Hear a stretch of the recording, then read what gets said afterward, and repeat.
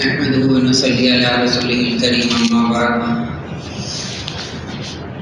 أعوذ بالله من الشيطان الرجيم بسم الله الرحمن الرحيم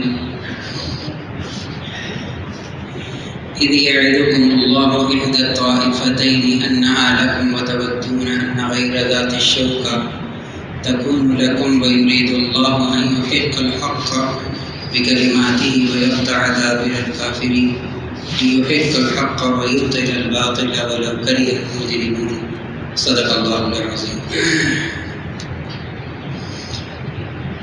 محترم سامعین کرام، السلام علیکم ورحمۃ اللہ وبرکاتہ۔ سیرت مصطفیٰ صلی اللہ علیہ وسلم کے حوالے سے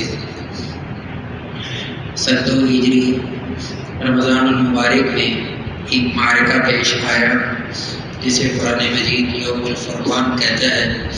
حق اور باطل کے درمیان فرق کرنے والا یہ غزوہ بدر۔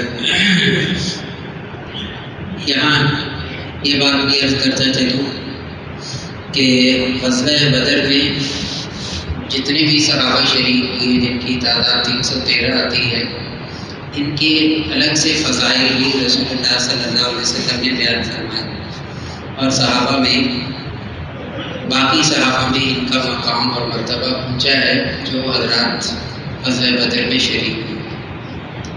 بلکہ بعد کے محدثین نے یہاں تک لکھا ہے کہ ان تعداد کے بقدر ان کے نام کے اندر بھی اللہ نے ایسی برکتیں رکھی ہیں کہ ان کے نام پڑھ کر دعا کریں تو دعا قبول ہوتی ہے، جو غزوہ بدر میں صحابہ کرام شریک ہوئے تھے۔ رسول اللہ صلی اللہ علیہ وسلم غزوہ بدر کے لیے جب بدر کے مقام پر پہنچے تو ان کے پہنچنے سے پہلے وہاں مشرکین قریش مکہ پہنچ چکے تھے، اور انہوں نے یہ کیا کہ جو جگہ ذرا اچھی تھی جہاں پانی وغیرہ بھی تھا وہ جگہ انہوں نے سنبھال لی اور وہاں جا کر اپنا پڑاؤ کر لیا۔ دنیا کے اعتبار سے، مالی اعتبار سے بھی، معاشی اعتبار سے بھی مستحکم جماعت بن کر وہ سامنے آئے۔ عدد کے لحاظ سے بھی ان کی تعداد 3 گنا تھی، ایک قسم کی، یہاں 300 تھے وہاں 1000 تھے، اور اس کے علاوہ خواتین ان کے ساتھ الگ تھی، ایک بہت بڑا مجموعہ بھی اکٹھا کر کے لائے ہوئے تھے۔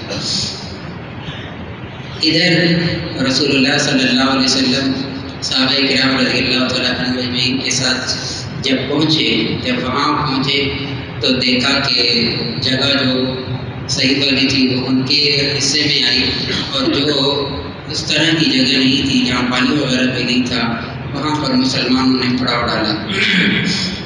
اللہ رب العزت نے پہلی غیبی مدد یہ کی کہ اس رات بارش ہوئی جس کی وجہ سے ریتلی زمین جو تھی وہ جس کے اندر پھنس رہے تھے، چلنا مشکل ہو رہا تھا، وہ ایک اچھی خاصی زمین بن گئی بارش کی وجہ سے۔ بارش کی وجہ سے جو جگہ تھی جہاں پانی کی ضرورت تھی وہ جگہ بھی بھر گئی۔ اللہ رب العزت نے یہ کام بھی کر دیا۔ تو یہاں ہمیں ایک بات یہ سمجھ میں آتی ہے کہ اللہ رب العزت کا ایک اپنا نظام ہے۔ جب بندہ اللہ کے ساتھ مخلص ہو جاتا ہے، اللہ رب العزت کے احکامات کو پورا کرتا ہے، تو پھر اللہ رب العزت اسے ضرور نوازتے ہیں، اس میں کوئی شک نہیں، حقیقت پہ مبنی باتیں ایسا ہے۔ تو اللہ رب العزت نے نظام یہ کیا۔ حضرت سعد بن معاذ رضی اللہ تعالیٰ عنہ انصاری صحابی ہیں اور یہ سردار ہیں۔ ان کی رائے تھی کہ رسول اللہ صلی اللہ علیہ وسلم کے لیے جہاں لشکر نے پڑاؤ ڈالا ہے، جہاں سخت بندی ہونی ہے، اس سے ہٹ کر دور ایک اونچی جگہ پر رسول اللہ صلی اللہ علیہ وسلم کے لیے ایک جگہ اور ایک خیمہ لگایا جائے، چھپر ہے۔ چنانچہ ایک لگا دیا گیا، اور اس عریش کے اندر، اس چھپر کے اندر، اس خیمے کے اندر رسول اللہ صلی اللہ علیہ وسلم تشریف لے گئے، اور ساتھ سیدنا ابوبکر صدیق رضی اللہ تعالیٰ عنہ تشریف لے گئے۔ یہ دونوں حضرات اندر تھے، اور باہر پہرے کے لیے حضرت سعد بن معاذ تھے رضی اللہ تعالیٰ عنہ۔ اس موقع پر ایک عرب شاعر نے عجیب کہا کیا کہنے سیدنا ابوبکر صدیق رضی اللہ تعالیٰ عنہ کی، کہ جو غار کے اندر بھی ساتھ تھے، جو غزوہ بدر کے اندر جو رسول اللہ صلی اللہ علیہ وسلم کے لیے خیمہ بنایا گیا وہاں بھی حضرت ابوبکر صدیق رضی اللہ تعالیٰ عنہ رسول اللہ صلی اللہ علیہ وسلم کے ساتھ تھے. آپ نے خود اندر بلوایا، اندر ابوبکر صدیق تھے، 12 سال بن معاذ تھے، اور آج تک رسول اکرم صلی اللہ علیہ وسلم کے ساتھ. کیا ان کی شان ہے. ادھر اب قریش کے دل کے اندر یہ بات تھی کہ نہ جانے مسلمان کتنا بڑا مجمع لے کر آئے، لہذا انہوں نے یہ کیا، ایک آدمی کو بھیجا عمیر بن وہب کو. کہنے لگے تم جاؤ ذرا پتہ کر کے آؤ، لشکر کا ذرا جائزہ لے کر آؤ کہ لشکر میں بندے کتنے ہیں. تو وہ عمیر آئے، گھوڑے پہ سوار تھے. اس نے ایک چکر لگایا. ظاہر ہے جب چکر لگایا تو اسے تعداد تو پتہ چل گئی کہ تعداد تو اتنی ہے، لیکن اس ایسے ذہین لوگ تھے، اس نے صرف تعداد نہیں دیکھی، اس نے مسلمانوں کا جذبہ دیکھا. اس نے صرف یہ نہیں دیکھا کہ ان کے پاس گھوڑے کتنے ہیں، اس نے یہ نہیں دیکھا ان کی عددی تعداد کتنے لوگ ہیں، یہ بھی اس نے نہیں دیکھا. اس نے یہ بھی نہیں دیکھا کہ ان کے پاس اونٹ کتنے ہیں، ان کے پاس تلواریں کتنی ہیں، ان کے پاس نیزے کتنے ہیں، جنگی سامان کتنا ہے، یہ نہیں دیکھا. اور اپنا بھی دیکھ چکا تھا.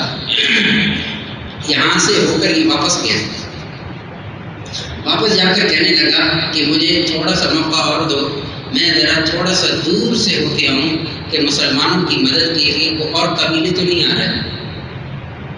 یہاں سے میں یہ بھی تسلی کر لوں، پھر میں آپ کو آ کر بتاتا ہوں کہ کیا کرنا ہے. ساری تسلی کر کے جب وہاں پہنچا تو کہنے لگا بات یہ ہے کہ جو چیز میں دیکھ کے آیا ہوں نا، وہ اگر تم دیکھ لو تو سیدھا مکہ روانہ ہو جاؤ. ابھی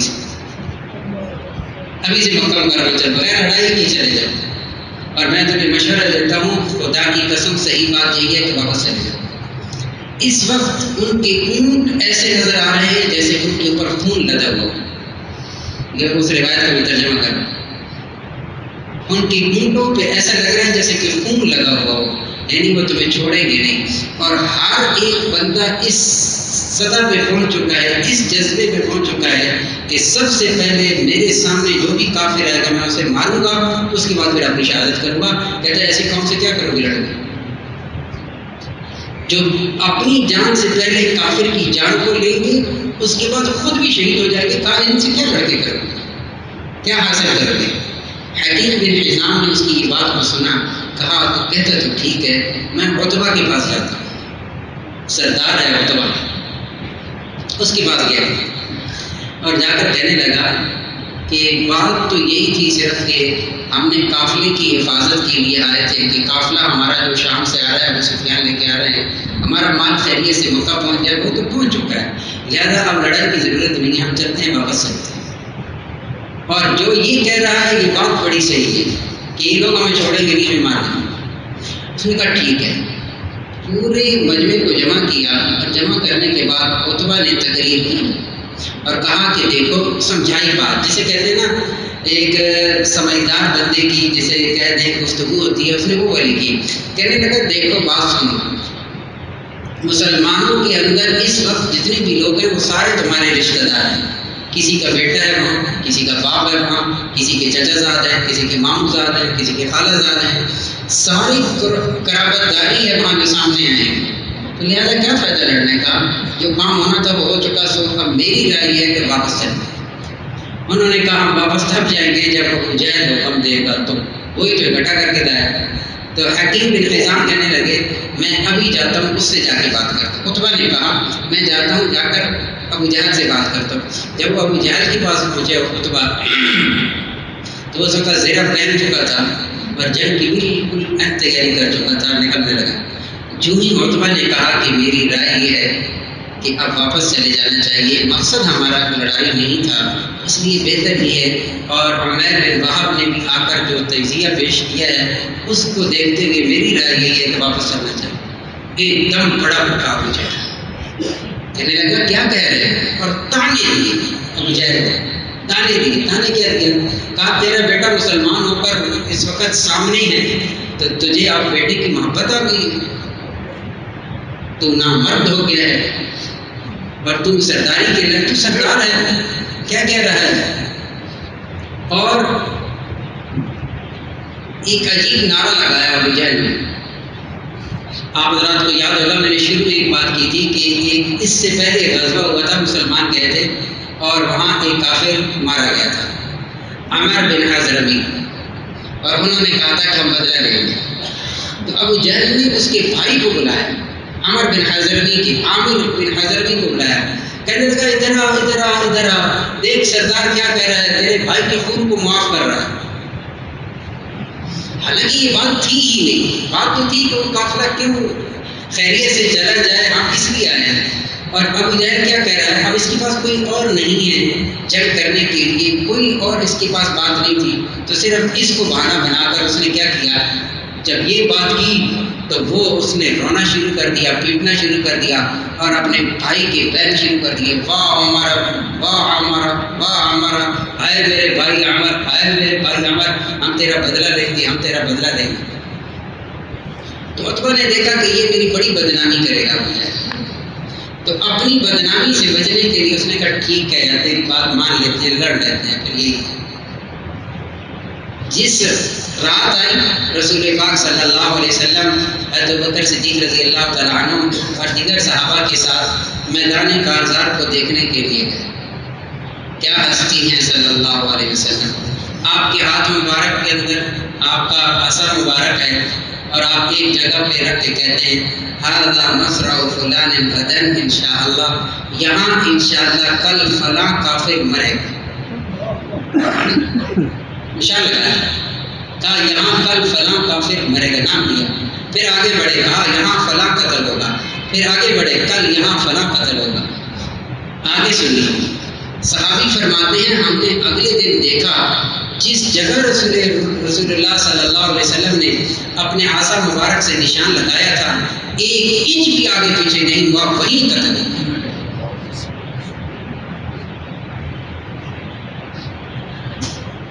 محمد رسول اللہ صلی اللہ تبارک و تعالی علیہ وسلم الف مرت بغیر عادت بكل ذرة.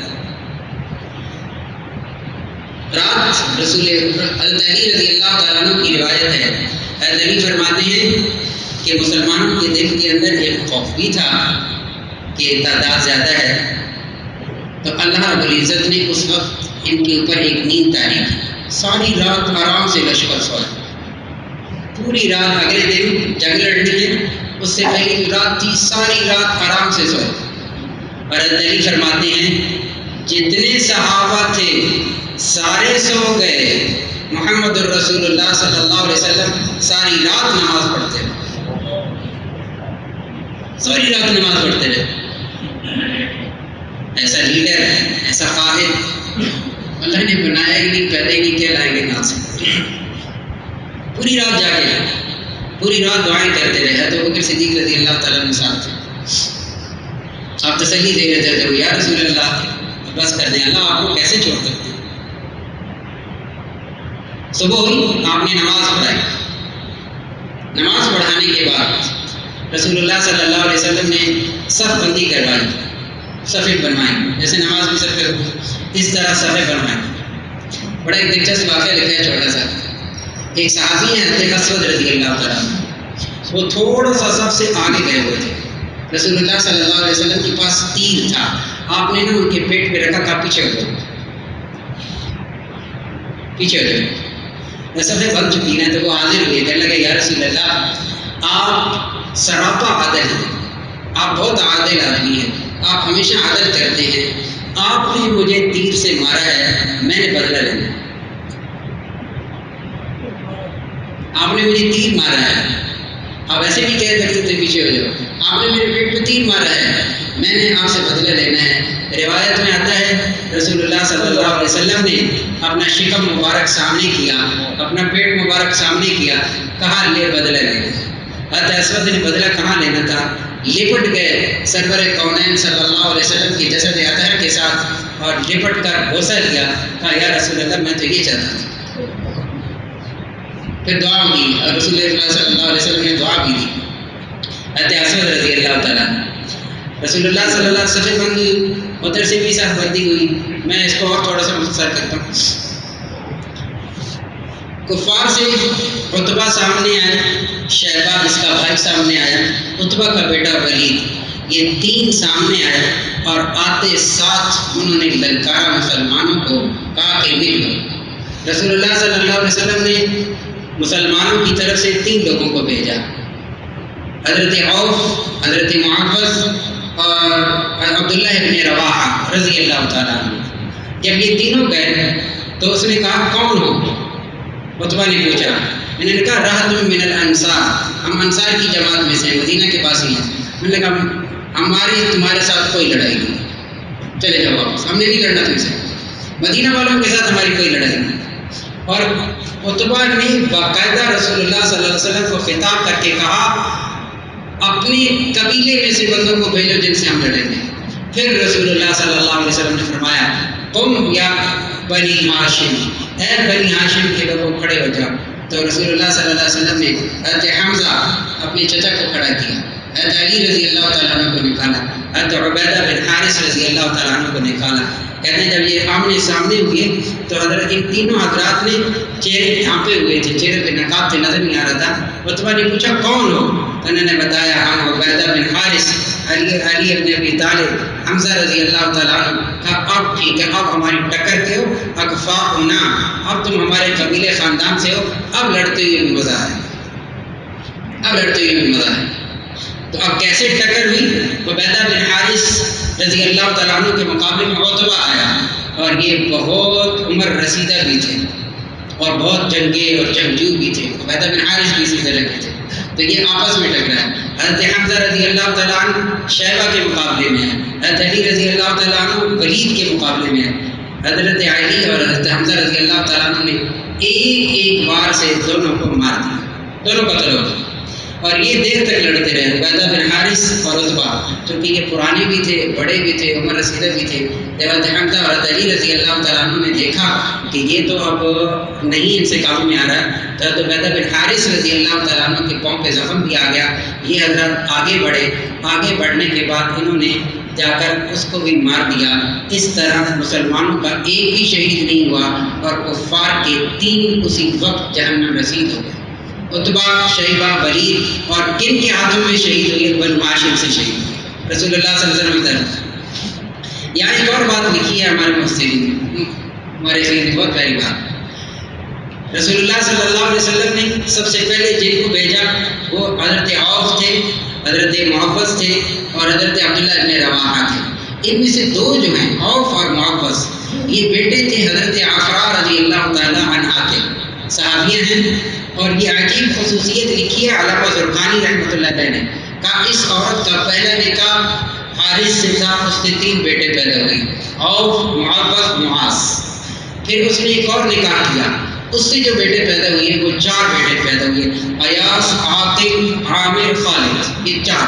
اور یہ 7 کے 7 غزوہ بدر میں شریک، 7 بیٹے اس صحابی عورت کے غزوہ بدر میں شریک ہوئے۔ کہا یہ اسلامی تاریخ کے اندر یہ واحد عورت ہے جس کے 7 بچے غزوہ بدر میں شریک ہوئے، کوئی اور ایسی نہیں ہے جس کے اتنے سارے بچے جو ہیں وہ غزوہ میں شریک ہوئے ہوں۔ اس کے بعد پھر آگے جنگ کا باقاعدہ آغاز ہوا ہے۔ اللہ رب العزت ہم سب کو رسول اللہ صلی اللہ علیہ وسلم سے محبت بھی نصیب فرمائے، اور آپ نے جو شریعت اور مطالعہ لایا اس پر عمل بھی نصیب فرمائے۔ وآخر دعوانا الحمدللہ۔